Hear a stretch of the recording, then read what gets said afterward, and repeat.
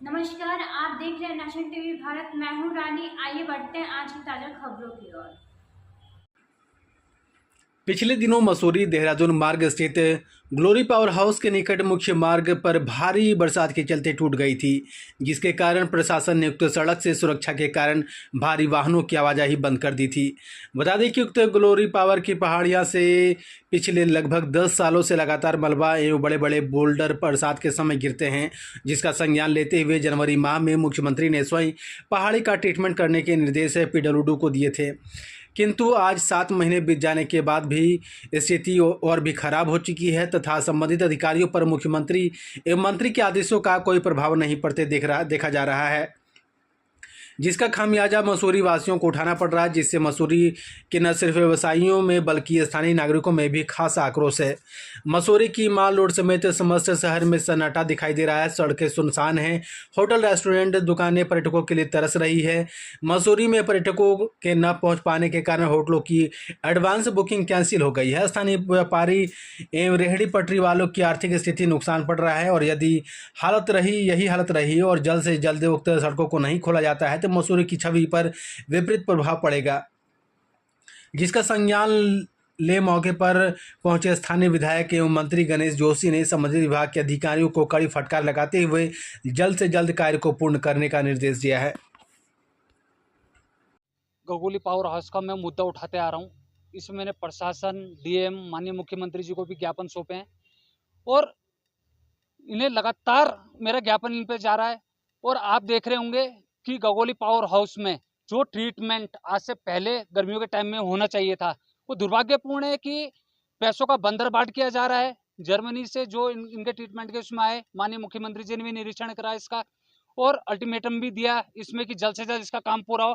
पर धरातल में देखा जाए तो भूमाफिया को और जो भ्रष्टाचार हमारे ठेकेदार हैं उनको लाभ पहुंचाने के लिए ये काम दिया जा रहा है और लगातार जो बुलडो पत्थर गिर रहे हैं वहां से भारी, उसमें तो कहीं ना कहीं ये दुर्घटना का कारण भी बनते जा रहा है। क्या माननीय विधायक, तो और दुर्भाग्यपूर्ण ये है कि जो यहाँ के विधायक है वो मंत्री भी हैं, तो आपको देखा जा रहा है कि बड़ी दुर्घटना का देखना चाह रहे हैं कि कोई बड़ी दुर्घटना उसका इंतजार करना चाह रहे हैं। तो यहाँ पर जो हमारे भारी पर्यटक भी आ रहे हैं उनके उसमें माथे में भी सिकंद है, क्योंकि इसमें माननीय मुख्य प्रशासन के उसमें भी लगातार बोला जा रहा है कि यहाँ पर भारी वाहनों का प्रतिबंध है, आने जाने का प्रतिबंध है। और जो हमारे व्यापार है, व्यापार भी यहाँ पर खत्म होते जा रहा है। जो हमारे यहाँ का व्यापार है मसूरी का, क्योंकि सीजन के मात्र एक सीजन रहता है जिसमें हमारे व्यापार खुश रहते हैं, जो उनका व्यापार चलता है। वो बड़ा दुर्भाग्यपूर्ण है कि यहाँ से हमारे जो बाहर से पर्यटक आ रहे हैं वहां से वापिस जा रहे हैं। क्यों? उनको भी डर बैठा है कि आते हुए कहीं ऊपर से बड़ा पत्थर ना गिर जाए, कुछ ना हो जाए, कोई दुर्घटना कारण ना बन जाए। तो मैं माननीय मंत्री जी से भी निवेदन करना चाहता हूँ कि जल्द से जल्द इसका ट्रीटमेंट करे जाए। और जो ये पैसों की बंदर बांट होती जा रही है, इससे हमारा उत्तराखंड का भविष्य जो हमारा खतरे में, क्योंकि ये जो मात्र एक रोड है जो उत्तरकाशी से लेकर कई गांव को जोड़ती है रोड। और आपने देखा होगा जो ये रिकोली बिदोली वाली जो हमारी रोड है, उसमें भी भूमाफियाओं को लाभ पहुंचाने का काम किया जा रहा है, जमीन की खरीद फरोख्त की जा रही है।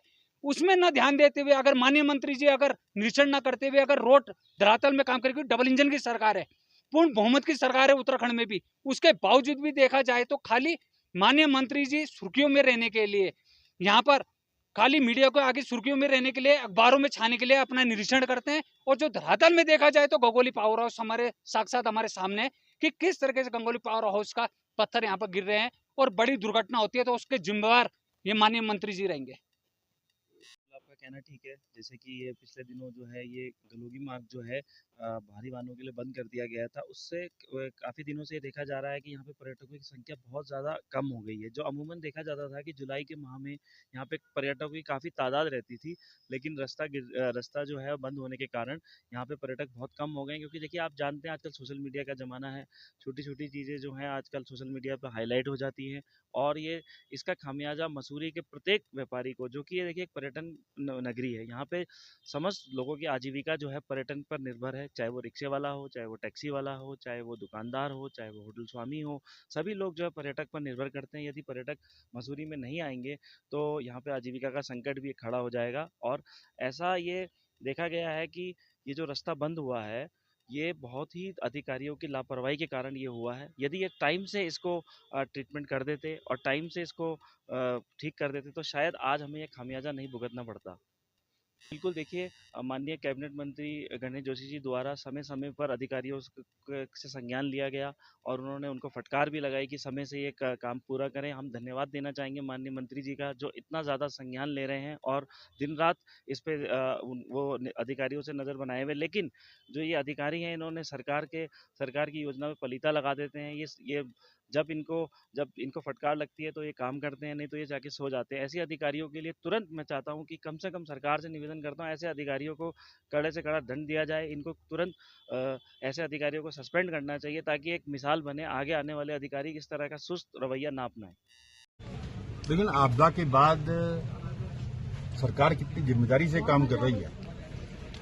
आज मैंने गलोगी पर, माल रोड पर, पिक्चर पैलेस पर, नंदौर के मुख्य मार्ग पर जो भूस्खलन से नुकसान हुआ है उसका जायजा लिया।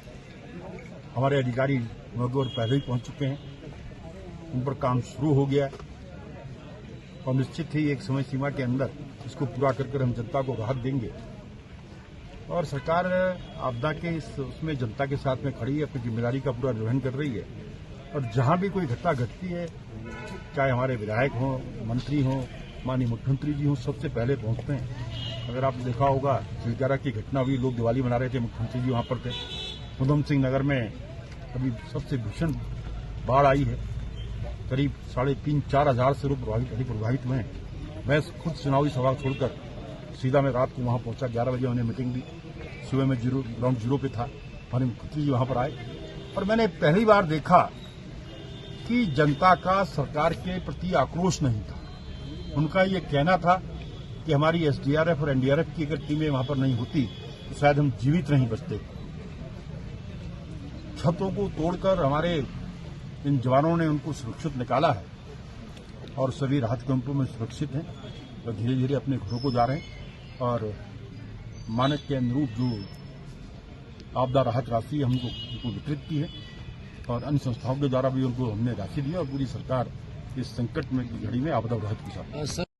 जी हाँ, निश्चित रूप से जो ये लैंडस्लाइड हुई है और जो ट्रीटमेंट में विलम्ब हुआ है गलोगी का, लगभग अब से 3-4 साल पहले ये लैंडस्लाइड हुई थी, जिसके तहत ट्रीटमेंट की आवश्यकता थी, जो कि एक परपेचुअल स्लाइड बन गया था। प्रत्येक बरसात में वहाँ पर लैंडस्लाइड होती है और आते जाते पर्यटक को जान माल का खतरा बना रहता है।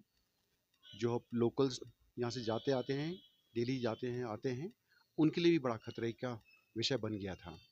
उसके फलस्वरूप, विलम्ब के फलस्वरूप नीचे रोड का पुश्ता भी बैठ गया। उस पुश्ते बैठने से आवाजाही काफ़ी हद तक बाधित हुई है। वन वे ट्रैफिक से प्रशासन गाड़ियों को निकाल रहे हैं। भारी वाहन की आवाजाही को प्रतिबंधित किया गया था 19 तारीख से, जिसके फलस्वरूप काफ़ी बुकिंग्स हमारी कैंसिल हुई हैं। पर्यटक की आवाजाही जो है वो कम हुई है। शहर में सन्नाटा सा दिख रहा है।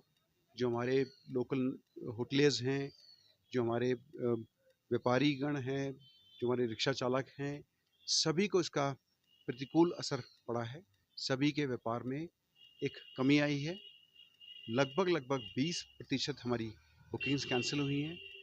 उसके अलावा जो इंक्वायरीज़ हैं, जो ऑक्यूपेंसी रेट है, ऑक्यूपेंसी रेट भी काफ़ी कम हुआ है। जो जुलाई के इस पीरियड में 50% करीब रहता है, वो घट के 40% आ गया है और कहीं कहीं तो 30% पे ऑक्यूपेंसी आ गई है, जो कि एक चिंता की बात है।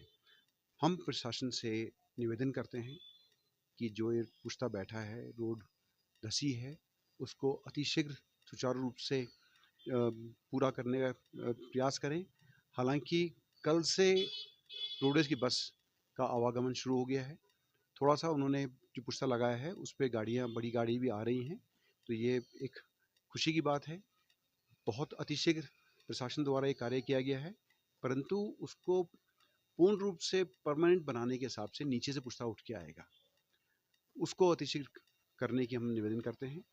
इसके अलावा अगर हम लैंडौर की बात करते हैं, लैंडौर जाने का एकमात्र रास्ता जो है पिक्चर वाले से घंटा के बीच में, उसमें एक रोड का बड़ा हिस्सा नीचे चला गया है, जिस पे भी कार्य शुरू कर दिया गया है, परंतु वो बहुत बड़ा स्लाइड है, बड़ा क्षेत्र नीचे गया है, तो उसको लगाने में भी लगभग 2-3-4 हफ्ते लग सकते हैं। तो उसमें भी हम निवेदन करते हैं प्रशासन से कि उसको अतिशीघ्र काम को पूरा किया जाए।